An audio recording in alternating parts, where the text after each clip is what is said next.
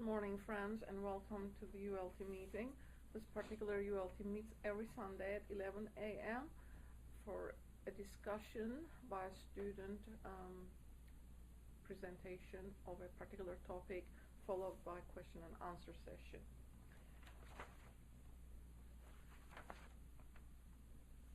We're located at 4865 A Cordell Avenue, Suite 230 in Bethesda, Maryland, and all those who wish to participate are welcome. This is the month of January, and nature shows us a change that comes about during this period, and in the earlier talks we had mentioned it, that this is the year time of the year that the gods, the powers of nature, the electric and magnetic atmosphere of the earth being the strongest, and that all of our undertakings for any kind of benefit for the other humanity's sake gets tremendous impetus from the electric atmosphere of the earth. Resolutions then have tremendous potency during this period, and until June it will continue to do so. The masters came out in force at the end of the 19th century and brought the wisdom religion suited to the Western world in the language of English. This is a tremendous benefit to humanity because it gives all of the laws of nature, constitution of the human being, and the access to this knowledge then eventually leads us to emancipation. The emancipation of the soul is the intended purpose, but while we are working towards that, and we are not to pay attention to the self, we are to become selfless, universal, impartite, and help all those around us. Today's talk will touch about the imperishable part of our nature, which goes from life to life, and this is the access that the philosophy of the masters gave us to understand who or what we are, how we are to change ourselves in order to fit ourselves for the service in Master's program. The masters are there. It is for us to fit ourselves to become worthy to serve. Today's reading is from the Gita.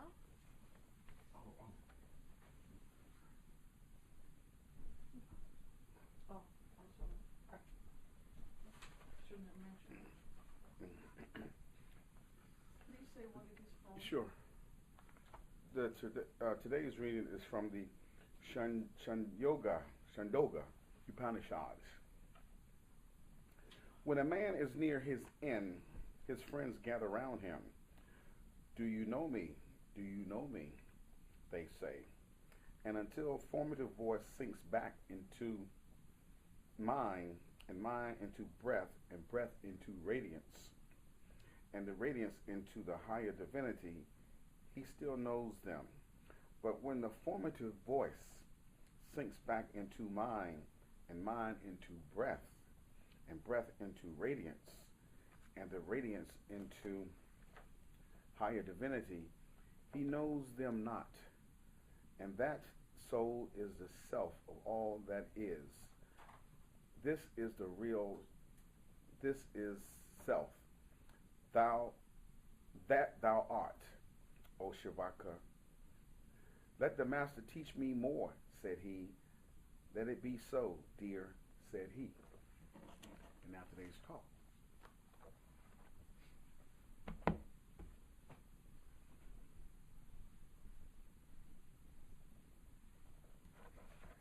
Thank you. Welcome, friends. This talk is mostly about skandhas and the attributes that persist from life to life. A few weeks ago, a talk was given on kama rupa, the astral body, and that sort of state of matter. So we're sort of going to pick up from there and talk more about the skandhas and what actually persists from life to life. A lot of the material that I refer to comes from answers to questions on the ocean of theosophy and answers to questions on Patanjali's yoga aphorisms. So we know that the man is a seven principled being, and some of those components are visible and some of those are invisible. But when we say the real man, we mean the reincarnating ego that goes from life to life. So once the body dies, if we break it down into visible and invisible, and this invisible can still be material, at first, at death, the body is left off, and the being enters the kamalokic state.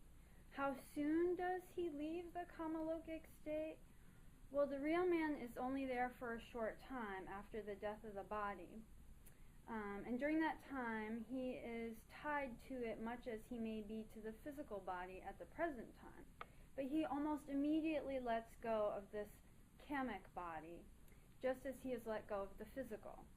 The real man in ordinary cases goes practically at once into the devahanic state, and the kama rupa body begins to disintegrate immediately and continues to disintegrate very quickly if it's not reinforced by some, as said, like a medium or something. Otherwise it disintegrates.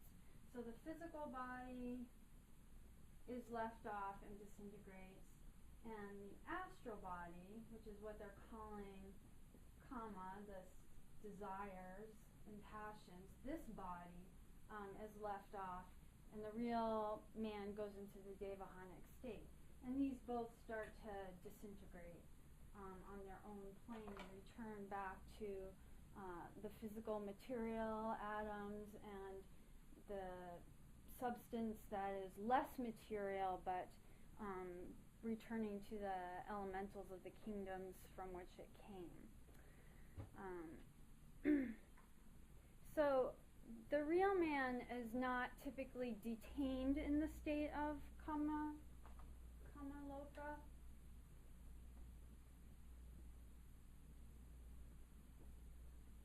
But goes into the dream state, the devahan, or devakan, I'm not sure exactly the pronunciation. But there are these attributes we know that persist because there's karma. And karma is what brings us back to birth, partly because we have initiated causes, we have worked in the world, in the physical world, with our passions and desires, have affected matter, and that effect, so to speak, which is wrapped up in the cause, has to be met on the planes at the level in which it was produced. So this gives us the idea karma is the law, and it is cause and effect, so all is under law. Whoops, there's my W. All is under law. Karma, law, is unity, harmony are all synonymous in this sense.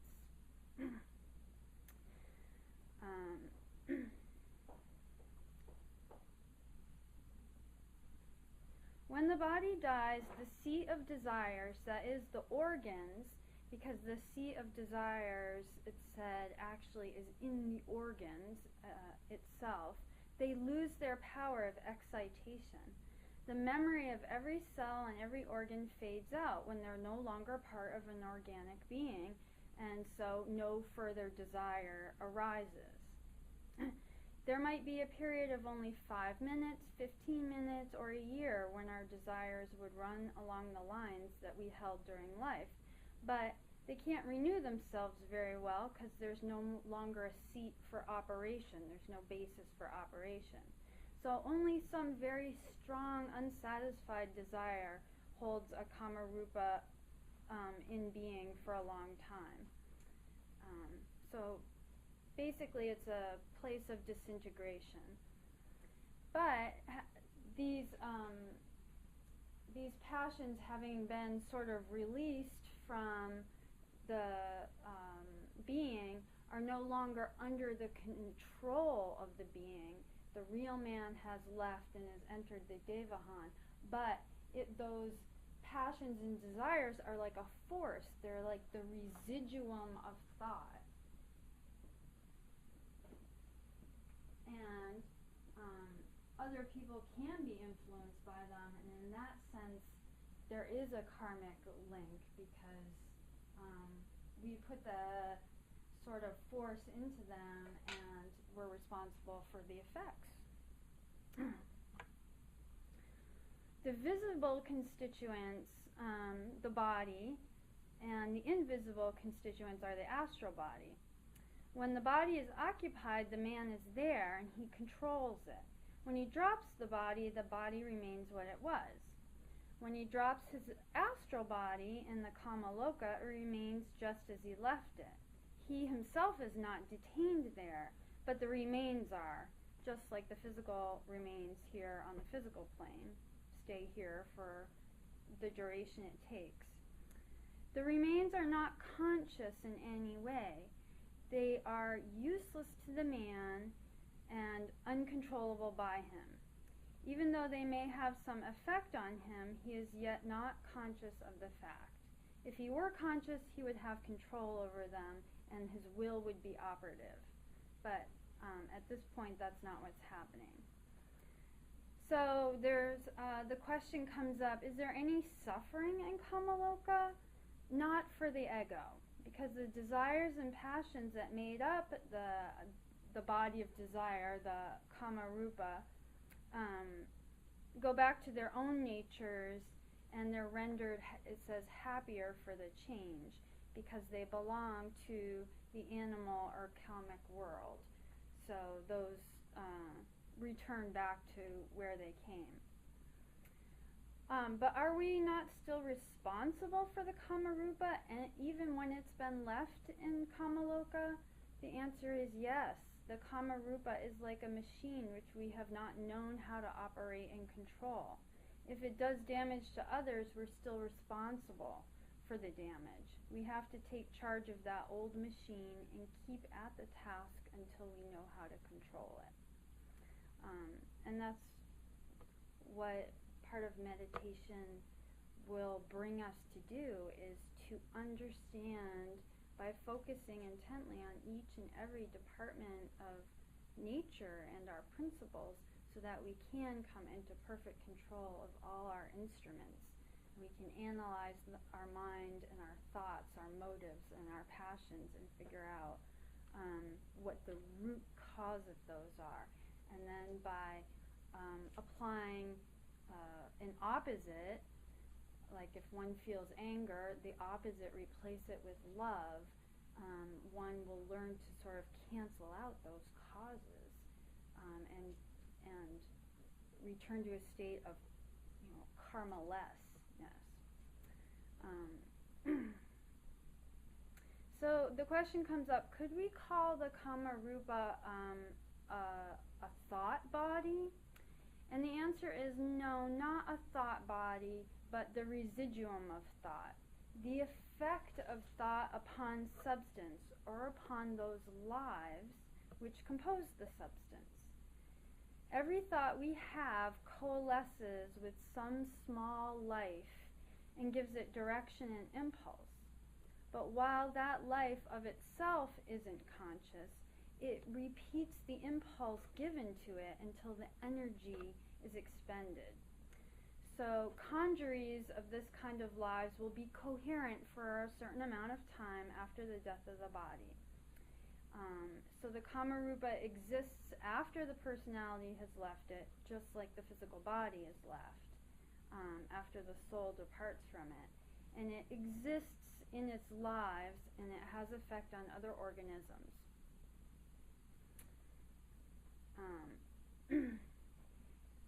Another question comes up. Does the Kamarupa affect us on the astral level? And the answer is they exhibit absolutely devoid of consciousness or guidance of any kind. They're sort of blown about by the winds of attraction and repulsion. They have no will or consciousness, and they can affect us only if we attract them, by strong feeling, by anger, envy, lust, or whatever, can we attract them. So as long as we remember that we can control our thought, then we don't need to be subject to attracting it within the astral realm, because whatever we think of and whatever quality we give to our thought, we attract. Like attracts like. Think of it like a magnet, attraction and repulsion. So what are the skandhas? The skandhas are part of this residium of thought, because we've made this impression on matter. And skandhas is a Sanskrit word, and it literally means bundles or aggregates. Skandhas. And there are 5. They are bundles or groups of attributes, everything finite, completely inapplicable to the eternal and the absolute. So they only refer down to the lower levels. There are 5, esoterically 7 in every human being. And they are known as, let me get the dark purple one.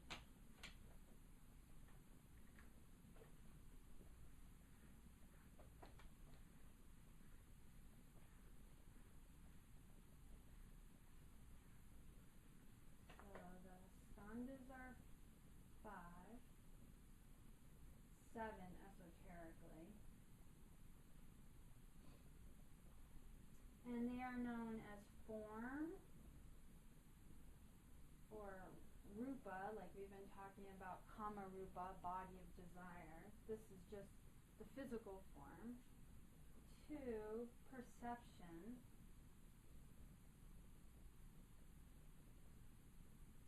Consciousness.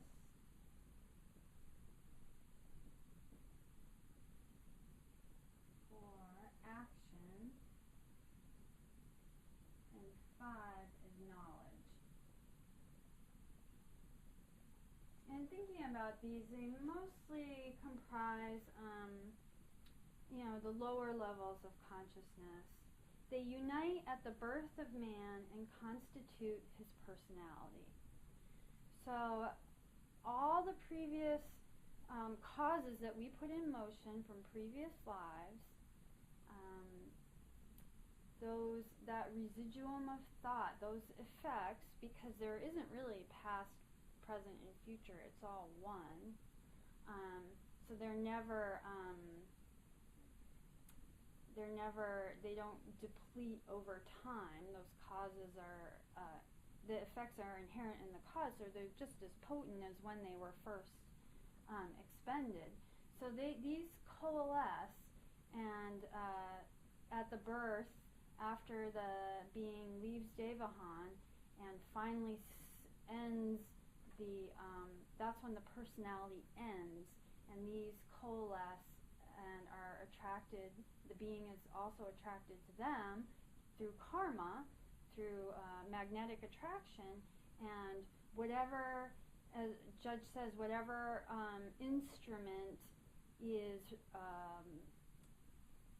available to the being, so certain lines of karma will express itself through the instrument provided. So do we feel all these effects all at once? No.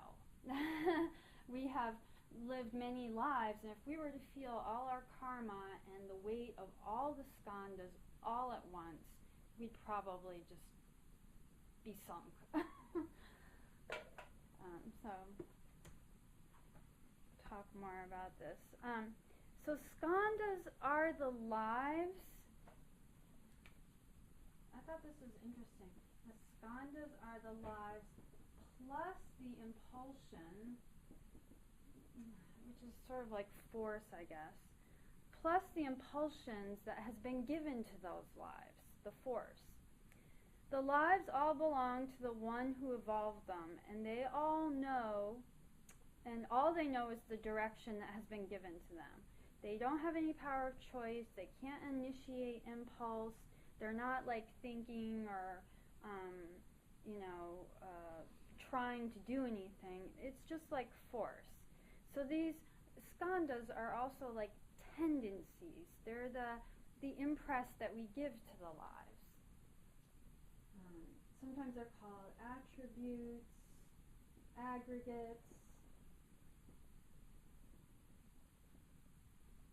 of these lives, impulsions. It's what we impart to them.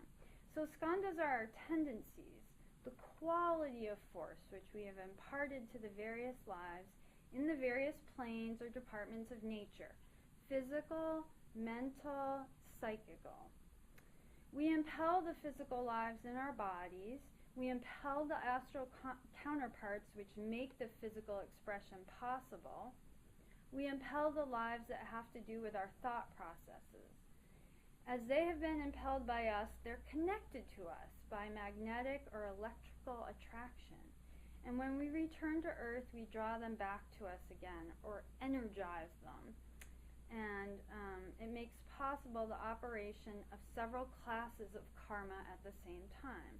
Like they said, physical, mental or emotional, psychical. And that's why karma can exhibit very differently. One could have very gifted, say intellectually, but have a lack of gifts physically, for instance. That's why there's so much variation, because different classes of karma are operating at the same time. So the question comes up, is the whole teaching of skandhas a continuation, an illustration of the idea of cause and effect? Yes, in a lot of ways. Because we can't think, feel, say, or do anything without starting some of those infinitesimal lives, and with which the whole atmosphere pulsates everywhere. So we're responsible for those lives because we created them as, say we give it an impress. Let's give it a color. Let's say anger. Anger is, red. That people say we see red. If we give the lives that impression, then they have that kind of force, and they could be short-lived or long-lived depending on how much force we put into it, how much we energize them. And that's why we draw them back to us, because we created and originated them. So there's a link that is there, that is preserved. So now the discussion comes up about the astral body, because a lot of our passions and feelings, or lower mind intellectual things, takes place on the desire level, the astral level.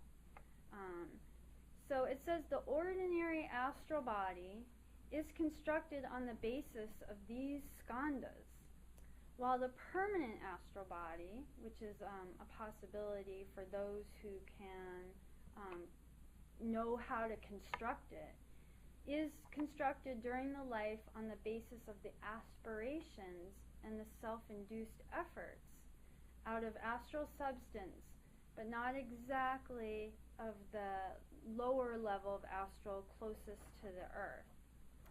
One with a permanent astral body never has a kamaloka nor a devahanic state, because they know that kind of being who is operating just on that high level of aspirations and fulfilling those aspirations during life knows too much and cannot be drawn back into these conditions.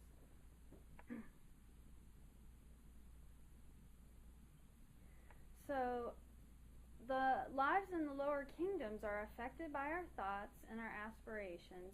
Is it possible for us to raise the lives in our body from a lower level, from the animal to the human? Of course. The lives in the lower kingdoms are coming and going from us all the time.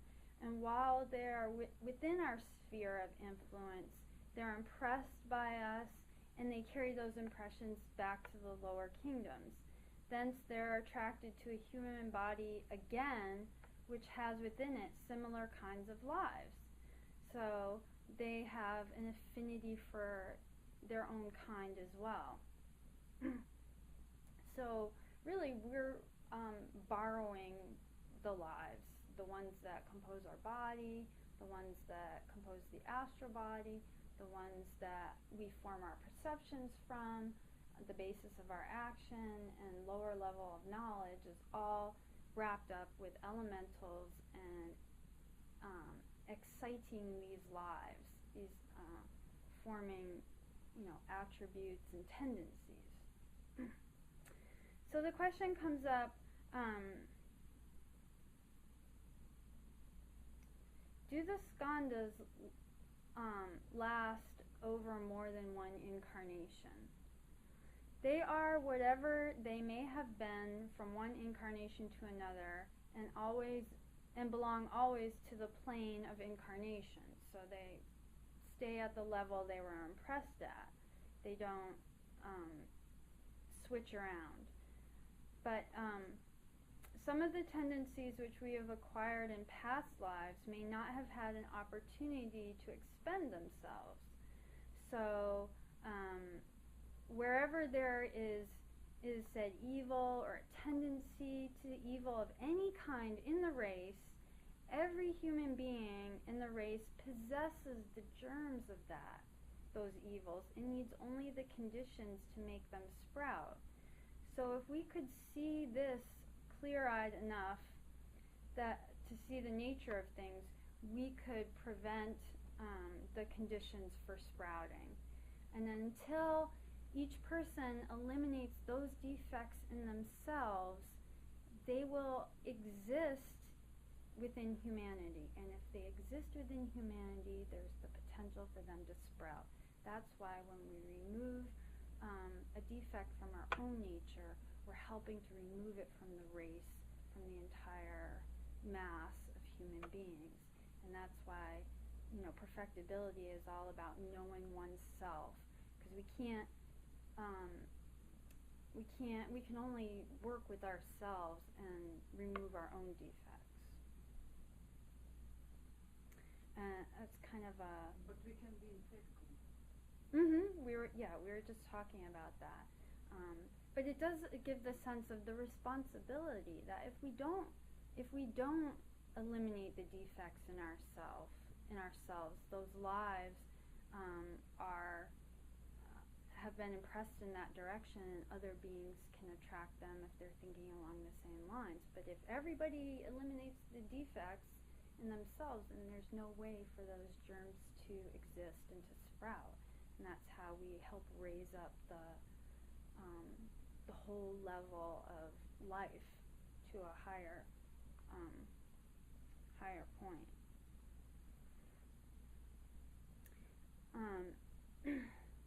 Now in Patanjali, he calls them, the translation that Judge uses is mental deposits, and that might be another good way to think of them. Attributes, aggregates, mental deposits. It's almost like our existence is a bank. We make certain kinds of deposits based on these characteristics. And there's a question that Where are the mental deposits held? Are they always held in the memory? Are they latent? And 2 articles are recommended for understanding more about mental deposits. The Persian Student's Doctrine by Mr. Judge and Propensity or Skandhic Memory. And the student read the articles, but they were kind of like stories illustrating the points to be made. It wasn't so much a discussion of what was going on, but they were it was like Mr. Judge was he wrote about being in a cave and seeing a vision, and it sort of illustrated what we're talking about. But just to mention those, because they illustrate the point that the skandhas, or the lives, the elementals, that once they've entered into the composition of our principles, when we cast off our body, they can be taken up by other beings in kingdoms to which they're drawn, and that upon rebirth the ego repossesses the skandhas once in use by him. So do mental deposits or skandhas exert the attractive power which draws them together once more, or does the ego use the deposits as the attractive power? It's sort of confusing, but the question, I'll try to make it clear. She says, in an article on memory, Madame Blavatsky, the brain cells are not the retainers of the impressions, but only the receivers and the conveyors. So the skandhas are not retained in our memory.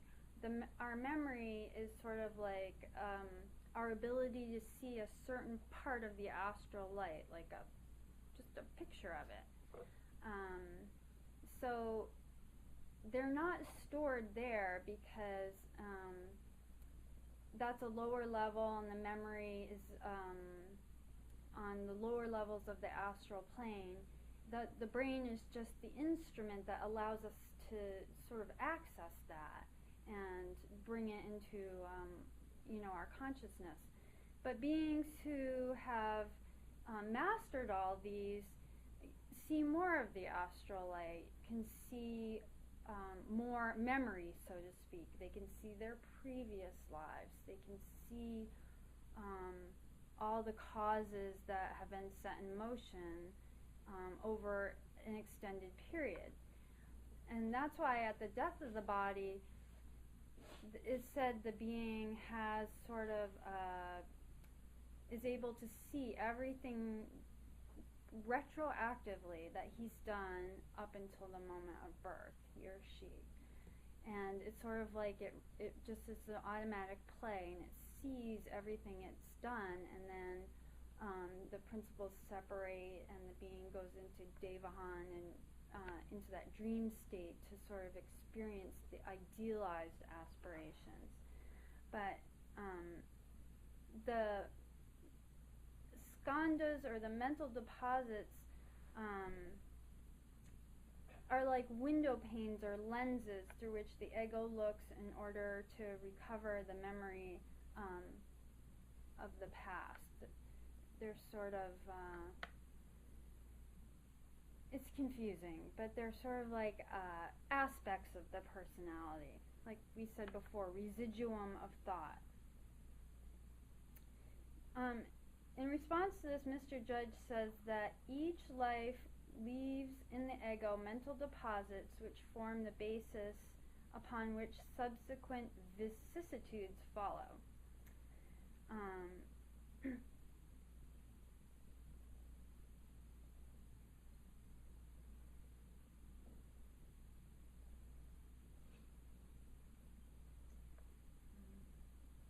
on just a sec.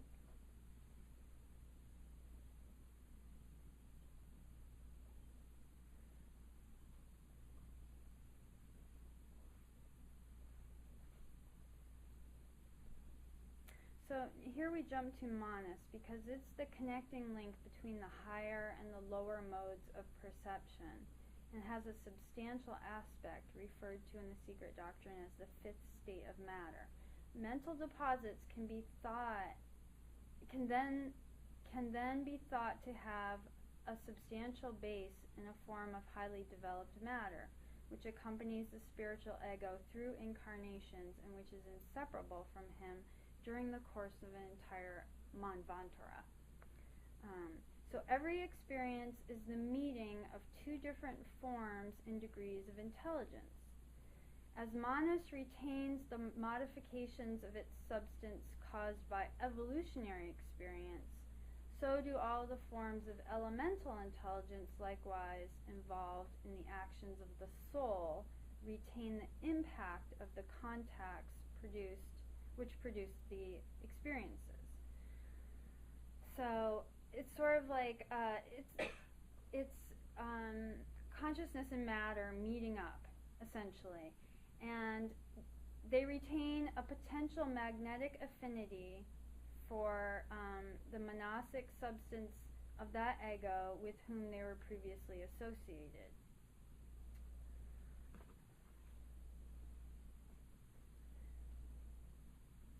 So the mental deposits tend to condition the action of the soul in meeting the external environment, but they can also be dissolved by mental action, is what we're trying to get at, because we're using our mind and our passions and to affect matter, but in order to reverse that trend, to make fewer mental deposits, fewer attributes that persist, to bring everything back to a state of harmony, we have to use the higher mind to sort of undo. We do it unconsciously, making these mental deposits, and what we need to do is become aware of it and apply the sort of like the antidote, which is, if we discover that we have certain things anger us, how to apply love in such a way that it removes that seed from ourselves, and we're not affected by that seed elsewhere.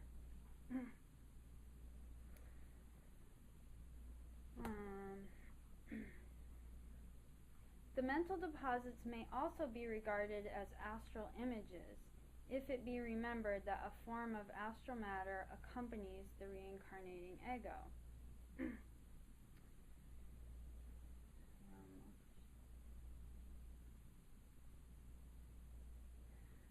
So this brings us to the difference between the wise man and the ignorant man.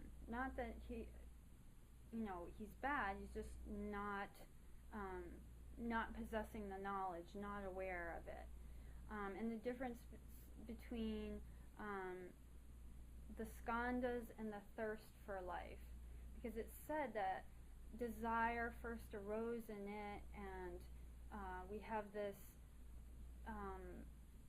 desire for embodied existence, and that's called the thirst for life, tanha. So there's a questioner asking, well, what's the difference between the thirst for life, tanha, and the skandhas? And how do these affect the wise man versus the one who is not wise? The wise man is a man who has gradually established sympathetic understanding with every form of intelligence, including the lower as well as the higher. It is the nature of purely psychophysical intelligence to focus nearly all our energy upon the continuance of existence. Because that particular organic complex can only be enlightened by higher intelligence so long as it shall live. And this is the instinct for preservation, and it's normal and beneficial, Mr. Judge says.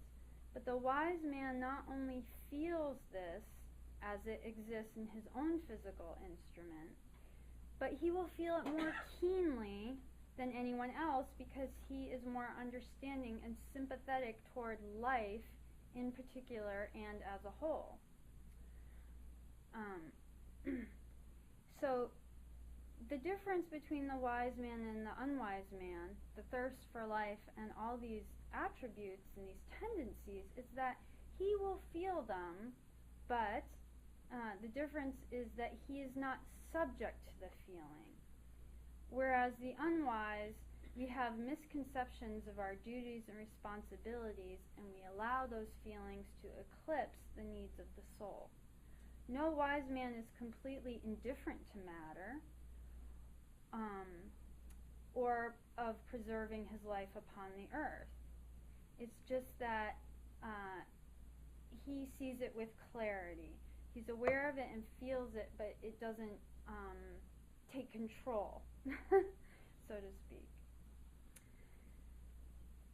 There is more than considerable difference between an ability to detach oneself when necessary from a feeling and the state of living in an indifferent stupor in regard to all feelings.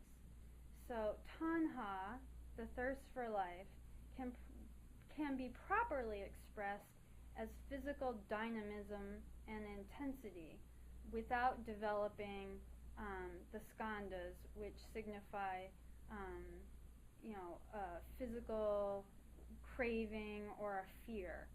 So it's not that they don't experience it, the wise man, but it's that they're not drawn in and subject to it. It doesn't color their lens like it does for us, because they're aware of a greater scope. Just as death should not be feared but rather respected, so should life not be feared. The wise man is the man possessed of a maximum of intensity on every plane. He should be distinguished by his deeper appreciation of every form of beauty, for instance, and is aware of every feeling. And that's why he has compassion and sympathy towards all of humanity we don't realize what we're doing. So he maybe feels it even more keenly, and yet it still has the strength not to be drawn into it.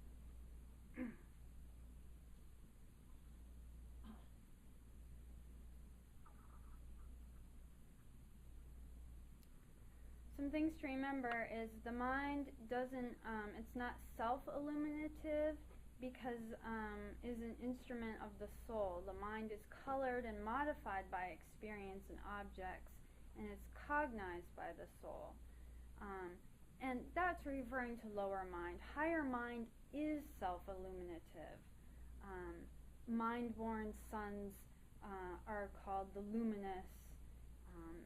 And that's how, through reading the yoga aphorisms, we start to understand the difference between lower and higher mind, and how to restrain and control the lower mind, because those pictures automatically generate. It flies from subject to subject, object to object.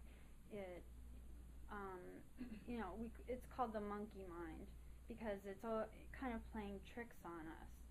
So awakening the higher mind, allowing that light to shine through, therefore, and controlling the lower mind is what we need to do to get to the next level.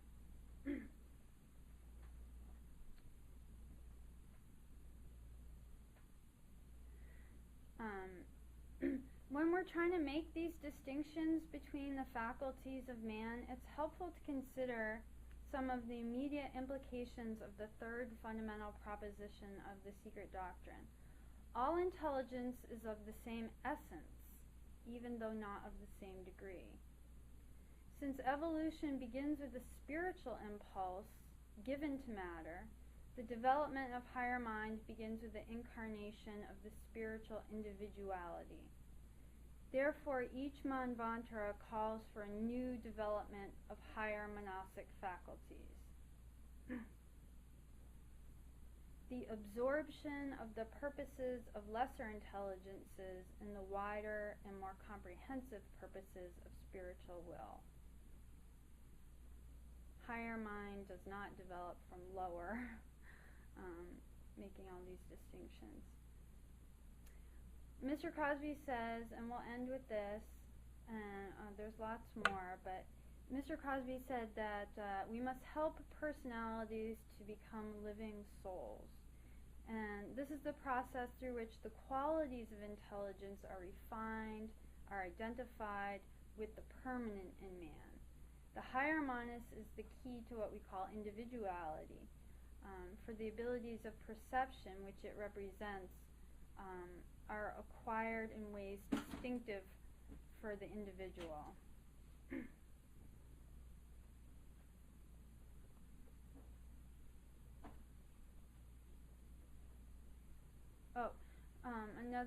Another point, and then we'll open it up to questions. Another question comes up: does one pick up all of his skandhas at each incarnation, or do some of them wait? And the answer is, if we pick them all up at once, like we said, it would be like picking up all our karma at once. It would be too much. All our life we are making mental deposits. And all our life we are coloring human elementals of one grade or another. Now the aphorisms say that in any given life, those only of our mental deposits that we have used and misused in any given incarnation can become active, which are appropriate to the environment provided.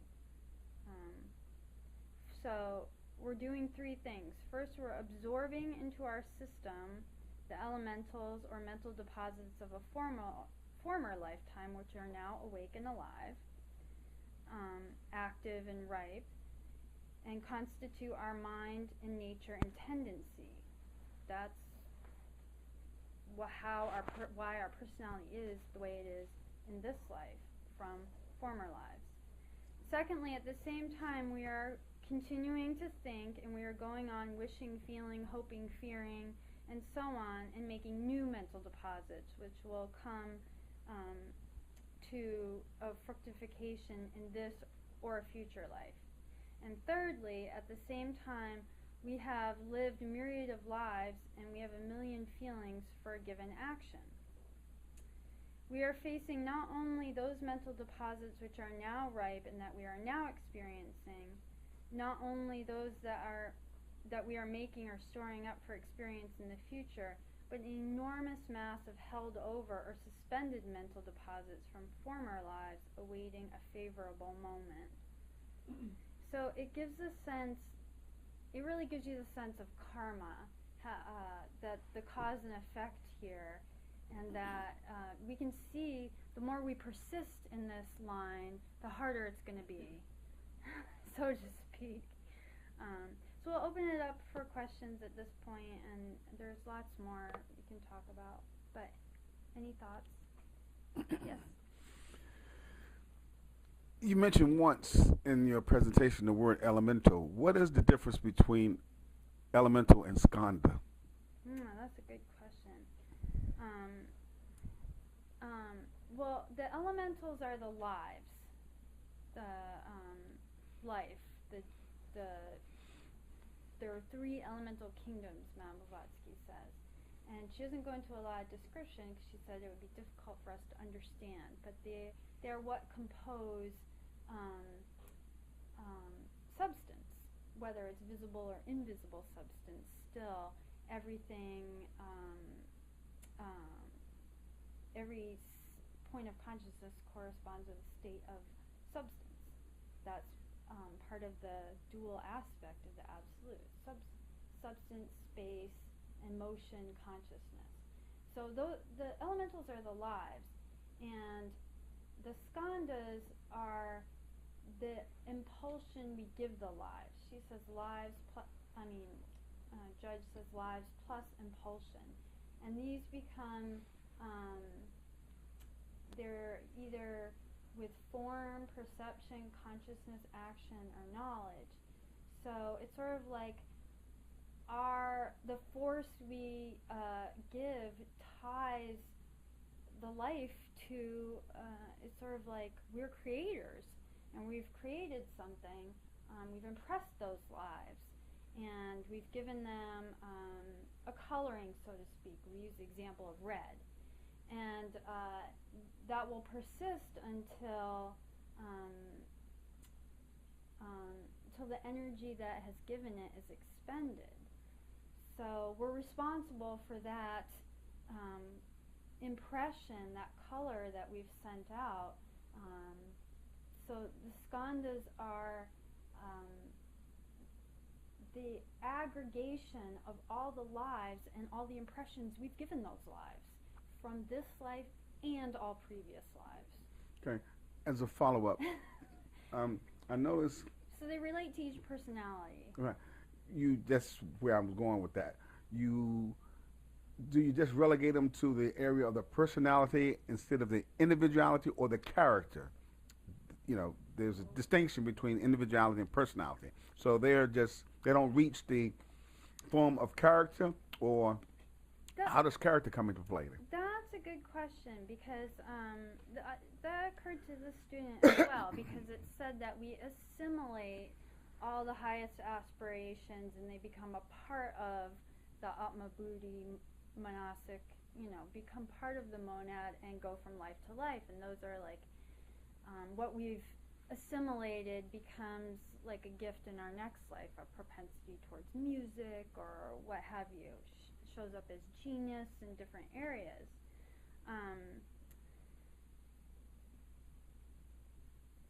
And see if I can find it, because I don't want to misquote, but it does get into the level of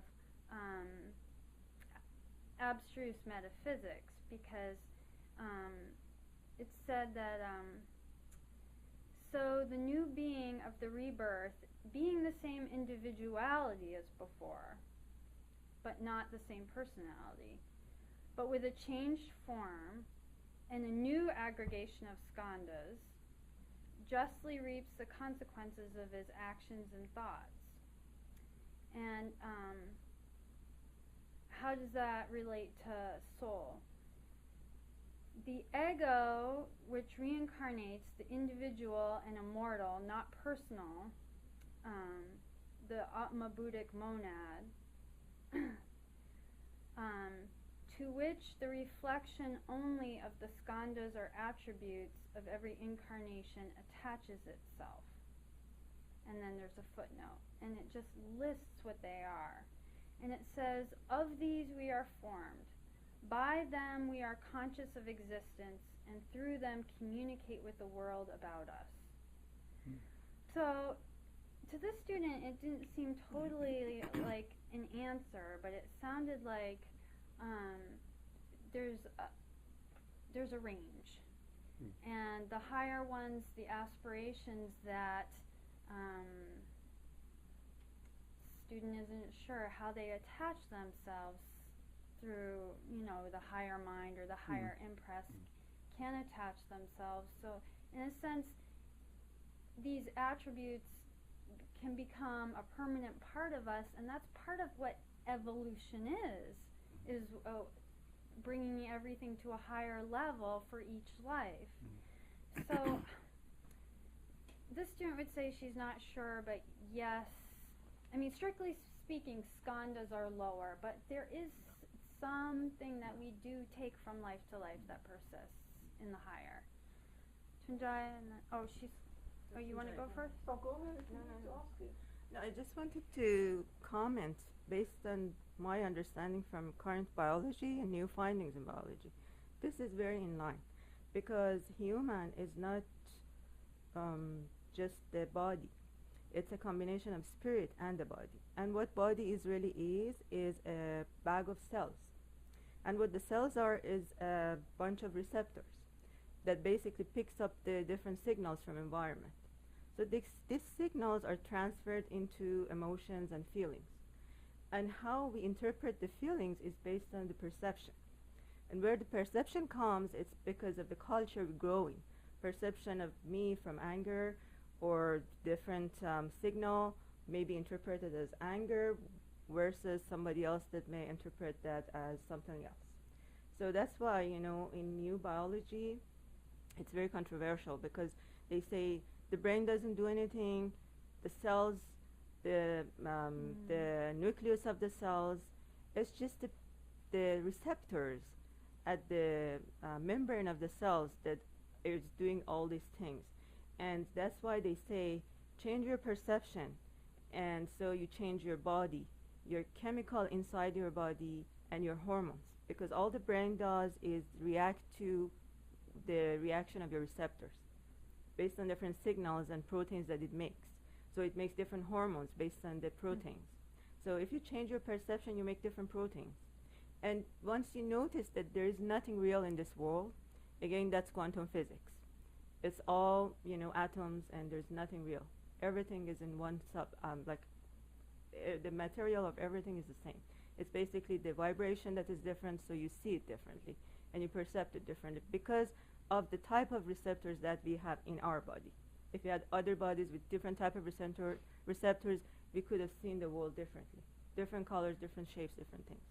So it's all in our, perception. So it's in line with biology. That's interesting. There was some more about cells, but it seemed really kind of technical. So even though the rest of it seemed kind of technical to this student, I didn't bring it out. But it's interesting that you say that about perception, because that colors how we see things, and that is how we react.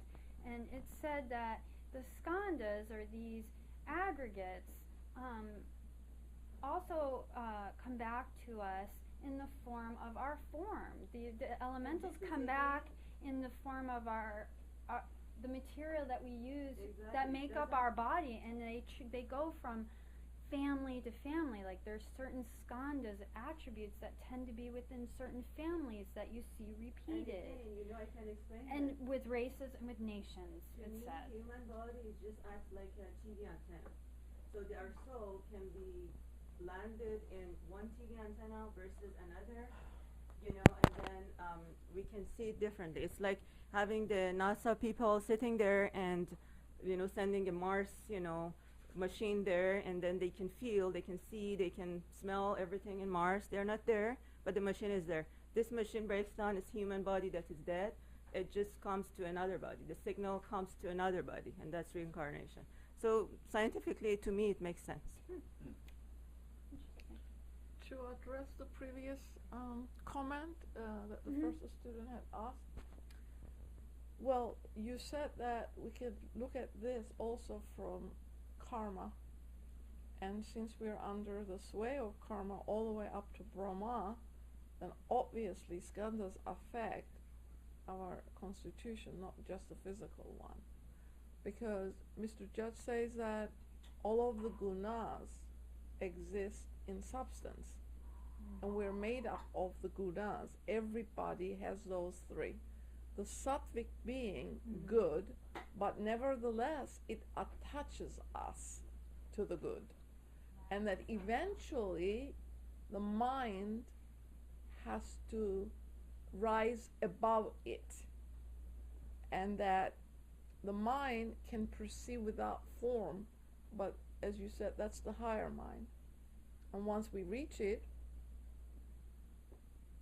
the soul and the mind becomes one, because you're looking at ideas subjectively, directly. You know its inherent validity. So once we get there, these then become very apparent as to what they are. But to answer the biological aspect of it, HPB has an article where she says atoms are not physical entities at all. They are psycho-spiritual. So in order to understand atomic structure metaphysically, we have to rise to the fourth plane of existence, not on this physical one. Just to add to the skandhas and the becoming, if any, persist or attached to the individuality, the inquirer says, I begin to understand better now. It is the spirit, so to say, of those skandhas which are the most ennobling, which attaching themselves to the incarnating ego survive and are added to the stock of its angelic experiences. And it is the attributes connected with the material skandhas, with selfish and personal motives, which, disappearing from the field of action between two incarnations, reappear at the subsequent incarnation as the karmic results to be atoned for, and therefore the spirit does not leave Devahan until, that personality has ended. She says, very nearly so, if you add to this that the law of retribution, karma, rewarding the highest and most spiritual and Devahan, never fails to reward them again on earth by giving them a further development and furnishing the ego with a body and instruments fitted for it.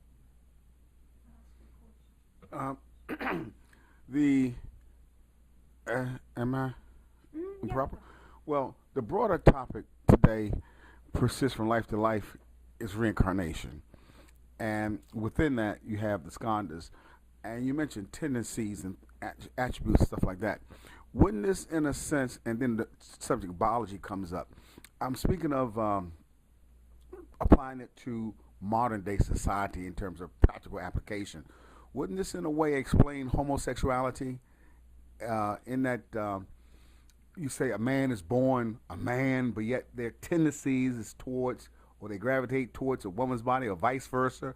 These tendencies, and then in the literature, it states about, you did mention it's carried over like 3 lives, something like that. So, whereas people say they're born that way, versus the biology, but then, well, the same way it's just like a genius or somebody comes back with certain abilities. So these skandhas then have been impressed in some previous lifetime, and this is a carryover, a tendency or propensity towards a certain activity. Couldn't that be addressed in terms of looking at it? I think, yeah, pretty much any tendency could be seen in that way, if that is a tendency. Whether it's in the genetics, the student doesn't know, but that could be one way of looking at it. But the idea is to remember that all these sort of lower attributes that persist are they destroyed? They are destroyed as the working stock in hand of the personality, but they remain as karmic effects, as germs hanging in the atmosphere of the terrestrial plane, ready to come to life, ready to attach themselves to the new personality of the ego when it reincarnates. And Blavatsky says that it's very difficult to assimilate all the details, but that when you do, you will see the logic, consistency, and profound philosophy, divine mercy, and equity that the doctrine of reincarnation has, and that there is no equal law on earth. And it's a belief in perpetual progress for the human ego, or divine soul, and an evolution from outward to inward, from material to spiritual, arriving at the end of each stage at absolute unity with the divine principle. From strength to strength, from the beauty and perfection of one plane to the greater beauty and perfection of another. Thus it becomes its own savior in each world and incarnation. Sure. Does the skandhas come into our being in utero while the baby is being formed? This student read that because the skandhas can,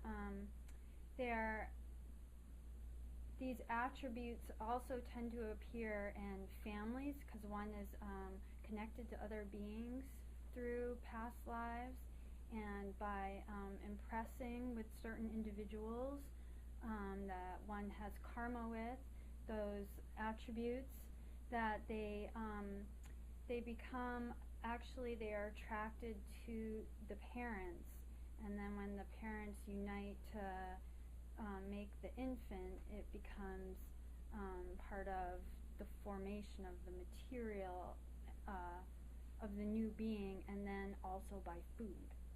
So it's incorporated. Thank you. Yes. And also in terms of biology, again, as long as you're one cell, so from embryonic life stage, you can affect the embryo or the being because they have receptors. So anything the mother and the father says, anything they do, they don't need, like the baby or the cell doesn't need to see. It can just pick it up because it's a signal, so it can affect it all. Interesting. Okay, well, thank you. Yeah, there's obviously more, and what we can bring it out in future discussions. So thank you so much. And the meeting for next week is, does anybody remember the title? Do you have it? I can't. Oh, okay. I can't read it.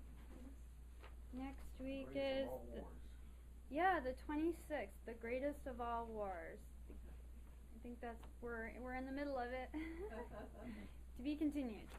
Okay, we're going to have a short break now, and I think this is the third Sunday, so a study of the ocean of theosophy, chapter 11, will be the focus today. Thank you for joining us.